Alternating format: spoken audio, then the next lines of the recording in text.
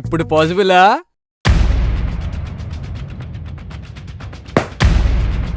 ఎలా కనిపిస్తున్నారా నీ కన్సల్టెన్సీ వాళ్ళంటే? నిజంగా చదువుకునే వాళ్ళకి ఫారెనర్లో తెలియకపోతే వాళ్ళ ప్రాసెస్ ఈజీ చేయడం కోసం పెట్టిందిరా కన్సల్టెన్సీ. అలాంటిది ప్రతి ఎదవ వచ్చి డబ్బు ఇచ్చేస్తా ఫారెన్ పంపించేయంటే డబ్బుల కోసం పనిచేసే వాళ్ళ కనిపెడుతున్నావా? ఫారెన్ వెళ్ళాలంటే డబ్బు ఉంటే సరిపోదు, ముందర నీకు చదువు ఉండాలి, అన్నిటికంటే ముఖ్యంగా నీకు బుర్ర ఉండాలి. ఈ బుర్రతోనేగా బీటెక్ పాస్ అయింది.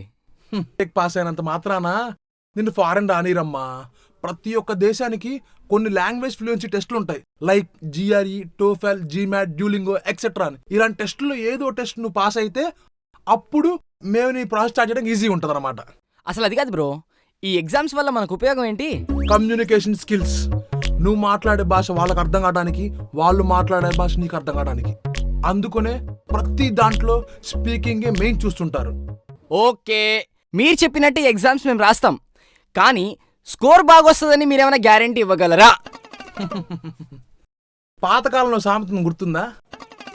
గుర్రాన్ని చెరువు వరకు తీసుకెళ్ళగలం కానీ నీళ్లు తాపిలేవని. అలానే మేము ప్రిపేర్ చేయించి తీసుకెళ్తాం కానీ ఎగ్జామ్ మీరు కష్టపడి రాసి పాస్ అయితేనే మీకు అడ్మిషన్ వస్తుంది. ఓకే బ్రో, యూఎస్కి వెళ్ళడానికి ఏ లాంగ్వేజెస్ ఉన్నాయో చెప్పండి, నేను రేపే వచ్చి జాయిన్. కష్టపడి చదివి ఆ స్కోర్ తెచ్చుకుంటాను. చెప్పండి సార్. ఇప్పుడు ఇది నా దగ్గర ఉంది, నేను ఆస్ట్రేలియా వెళ్ళొచ్చా? సార్, దీన్ని పాస్పోర్ట్ అంటారు. మన దేశం వాళ్ళు అని చెప్పే ప్రూఫ్. మీరు ఏ దేశంకి అయితే వెళ్దాం అనుకుంటున్నారో అక్కడ నుంచి పర్మిషన్ తీసుకోవాలి, దాన్ని వీసా అంటారు. పోనీ అమెరికా వెళ్ళొచ్చా? లేదు. లండను, చైనా, జపాను, ఉక్రెయిన్, లేదు. At least Pakistan. Sir, world map లో ఉన్న కంట్రీస్ అన్నిటికీ మేము పంపిస్తాం, కానీ దానికి తగ్గట్టు వీసా ఉండాలి, లేకపోతే పంపించలేం.